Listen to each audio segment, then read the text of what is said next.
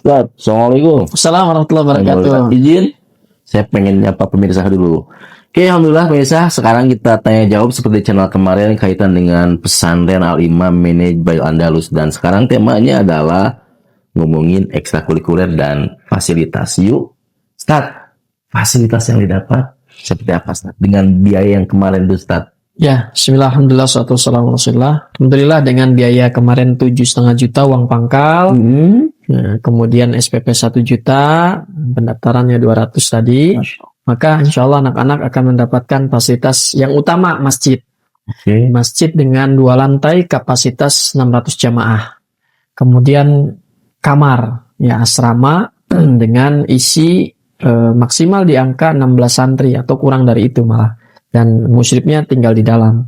Kemudian ranjang, kasur, lemari, kemudian rak sendal, rak jemuran, handuk, dan seterusnya.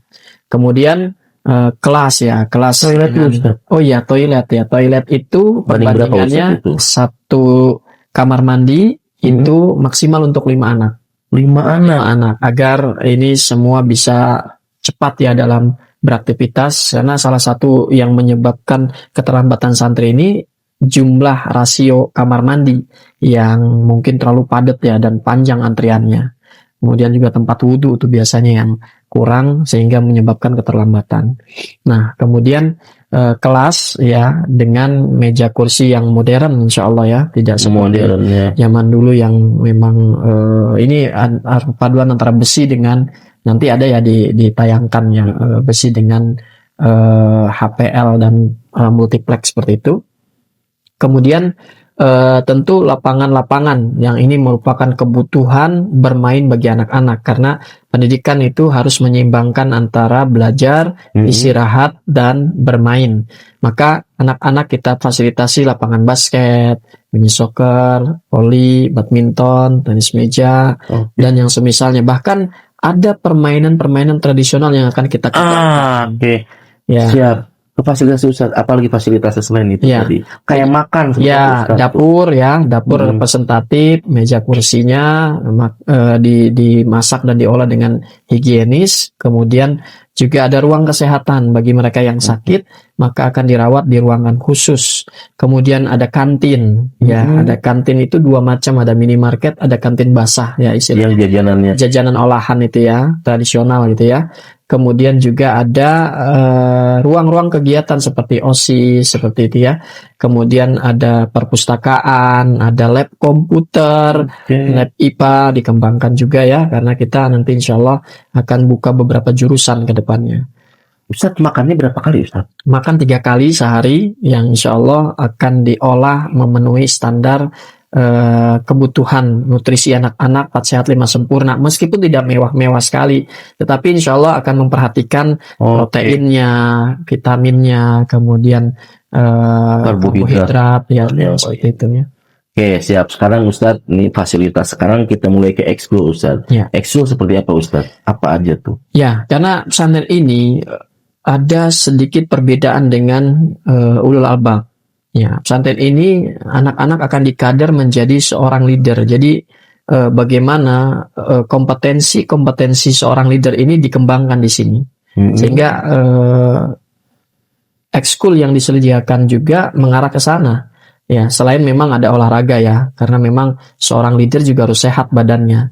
Seperti tadi fasilitas olahraga itu diadakan semua, bela diri, yaitu juga ada basket, kemudian futsal atau soccer, mini soccer, kemudian tenis meja, bulu tangkis, voli, dan seterusnya. Nah, panahan, ya panahannya rencananya nanti ada beberapa macam bentuknya.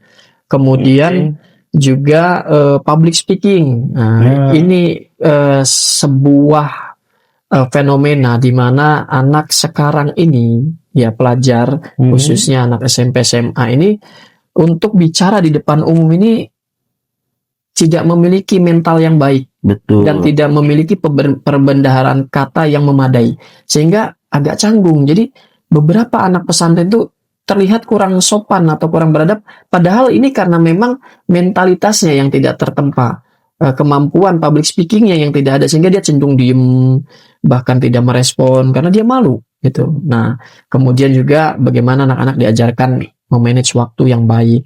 Kemudian mereka juga dibekali bagaimana agar memiliki jiwa survive gitu ya. Seperti apa Ustaz? Boleh Ya, dijabarkan? berarti survive ini lebih dekat kepada pencinta alam ya, bagaimana dia berada di luar lingkungan untuk bisa tetap bertahan hidup seperti itu ya.